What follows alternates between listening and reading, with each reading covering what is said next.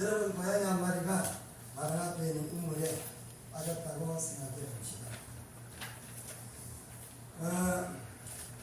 그래서 빠진 고양이는 우물에 있는 돌들을 꼭 붙잡고 물 안에 떨고 있다고 생각할 때, 자, 우리는 그럼 이 고양이를 어떻게 건져낼 수 있을까?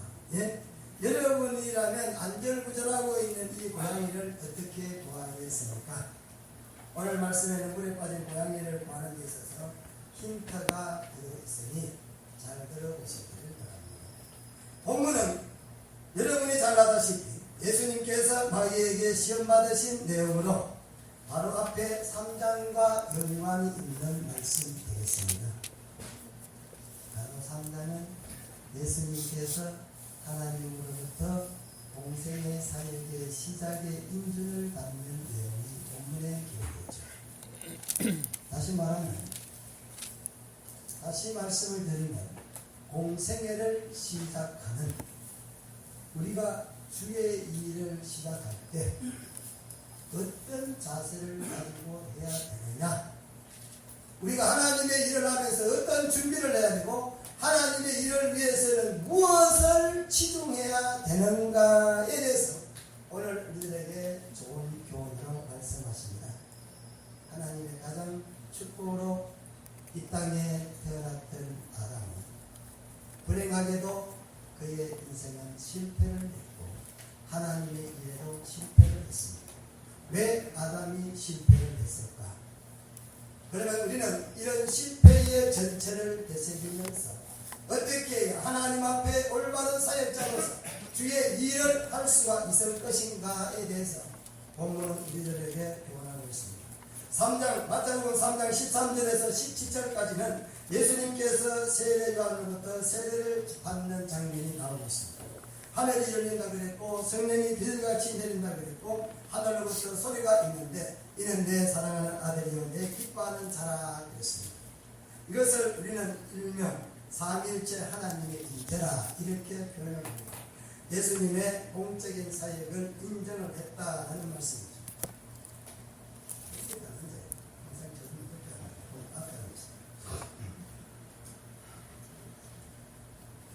마귀의 시험을 오늘 본문에서, 그래서 오늘 이 예수님께서 공적 사역의 인정을 받으시면서 또 그 공적 사역의 시작에는 마귀의 시험이 있다는 것을 볼 수가 있습니다.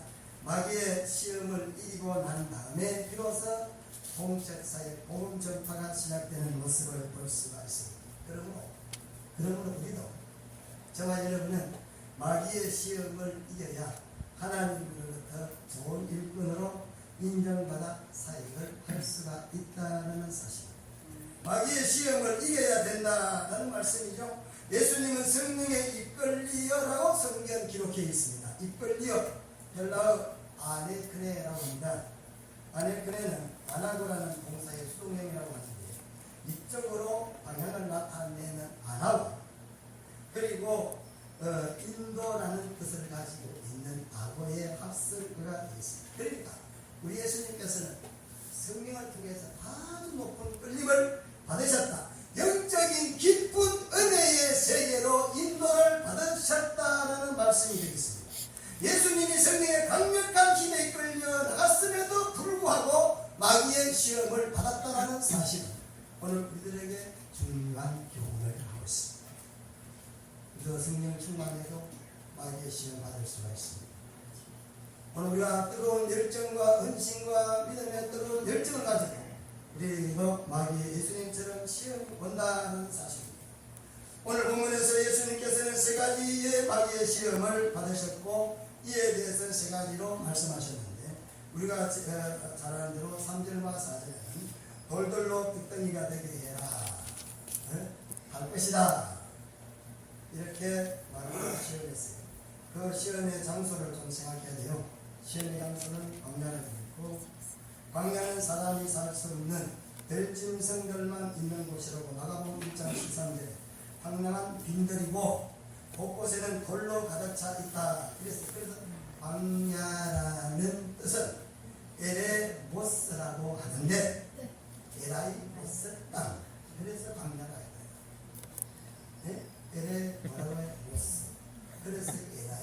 쓸까? 대단히 내가 지이야. 외우기 쉬우라고. 끝자만 외우는 방송을 암기할 때 우리 수능 칠 때 그러잖아요. 앞에 있는 암기만 해가지고 막 하는 게 있잖아요. 예? 그래가지고 언제 다 외우고 있어요. 예? 그렇죠? 그래서 에라이 못 쓸다 에레모스라고 하는 광야에서 시험을 받았다. 예수님의 상태는 40일 동안 밤낮 아무것도 먹지 못하고 금식하신 후에 다 육체적으로 매우 기진하고 배고픈 상태였다는 사실입니다. 예수께 와서 내가 하나님의 아들이거든 이 돌들로 떡덩이가 되게 해라. 이 말씀이 무슨 말씀이냐? 간단하고 쉽게 말씀드립니다. 우리가 주의 일할 때에 물질을 의지하지 말라는 것입니다.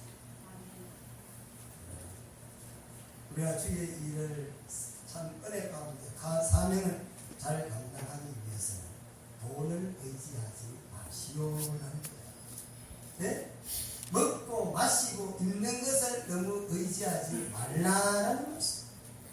오늘 예수님께서 사역의 첫 번째 시험하시면서 시험을 세 가지를 맞는데 오늘 이 세 가지의 시험은 동일하게 모든 그리스도인들에게 나타나는 시험이라고도 할 수가 있고 우리가 하나님이 주신 거룩한 사명을 감당할 때 가장 먼저 오는 것이 뭐냐? 먹고 마시고 입는 문제가 온다는 사실이죠.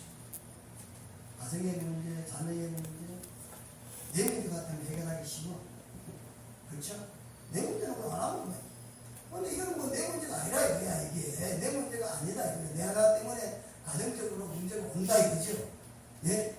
내 하나 때문에 어려움이 다가온다라는 거죠. 이게 참 힘든 어려움 아닙니까?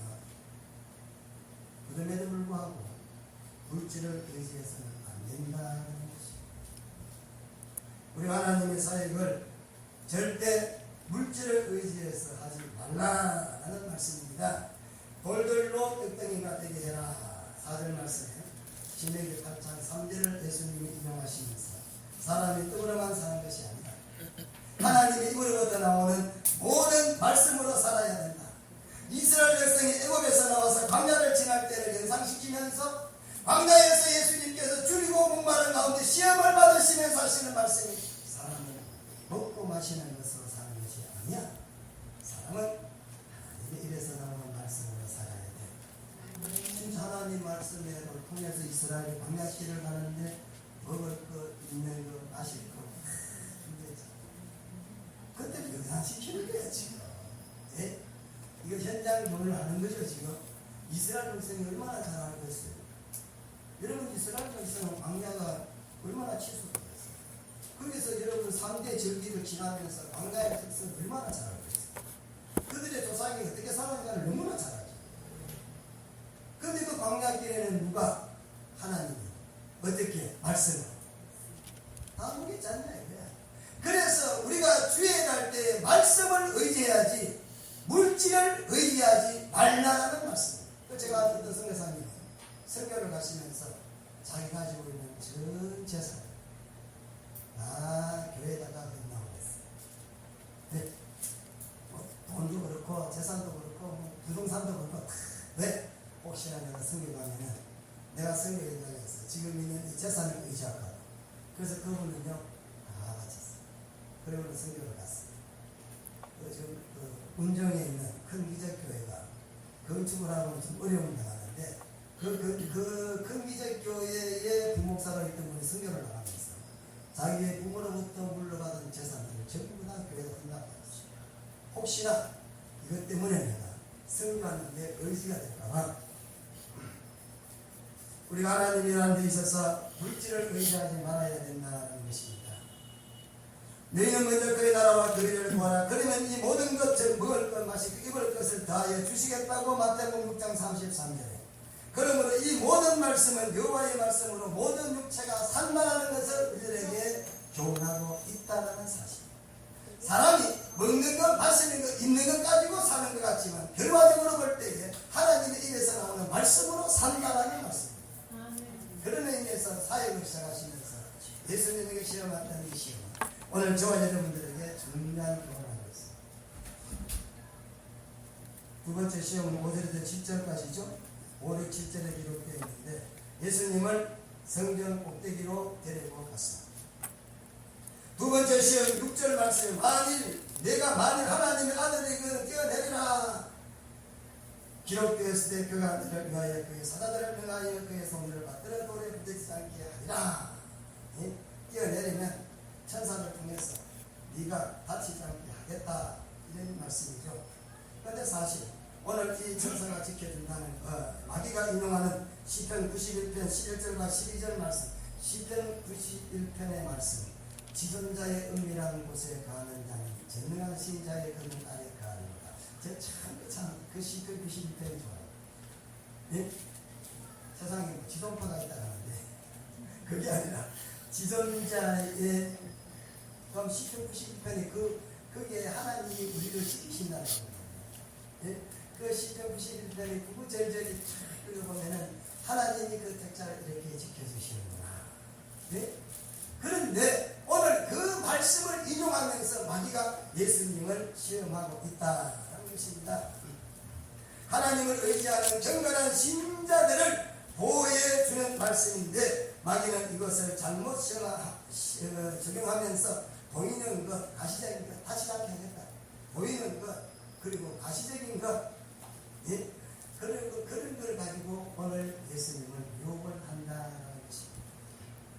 답변이 뭐죠? 주 내 하나님을 시험하지 말라 그랬습니다. 여러분, 마귀가 가시적인 것, 눈으로 보이는 것, 예? 그런 것 때문에 그런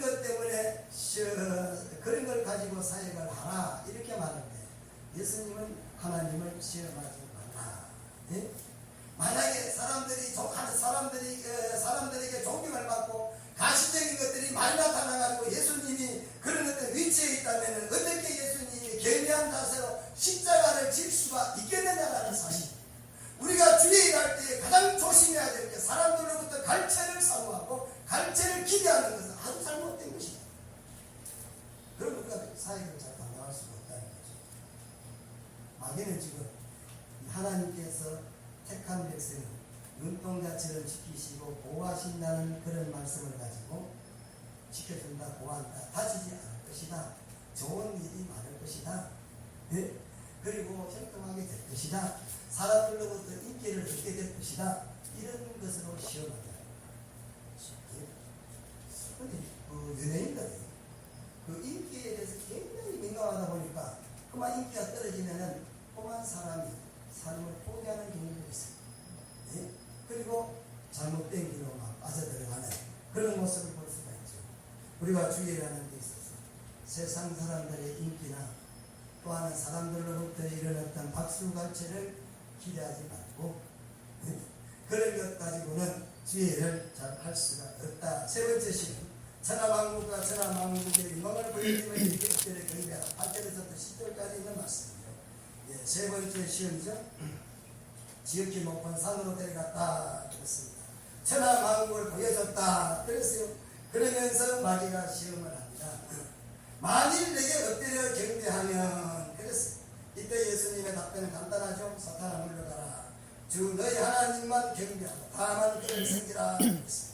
예수님께서 구세주의 성령을 이루려면 세상의 정권을 이용하여 사역을 해서는 안 된다는 세상의 영광을 덧입어라 이 말이죠. 세상의 영광을 의지해라라는 말씀 아닙니까? 여러분, 주의 일은 세상의 배경을 가지고 하는 게 아닙니다. 죄송한데 교회가 좀 문제가 좀 있는 건 뭐냐, 배경이 있는 사람들을 목회자로 부른다 이거죠. 예? 그 사람이 어떤 삶을 살았든지 그 별로 중요하지 않고, 영적인 삶이 어떤지는 별로 중요하지 않고, 뭐 어느 출신인가, 어떻게 뭐 했는가, 이런 거 있잖아요. 네? 이런 걸 가지고 세우다 목회를 하다 보니까 한국의 교회 목사님들은 말만 잘하면 성공하는 목회를 한다, 이런 이야기가 된다 이거죠. 네? 한국 잘못했잖아요. 유독 우리 한국에 있는 교회는 성도들, 교회가 목회자를 증명할 때에 그 사람의 배경만 중요시하지 그 외의 것을 별로 중요하지 않아요. 그래서 저는 좀 그런 잘못됐다.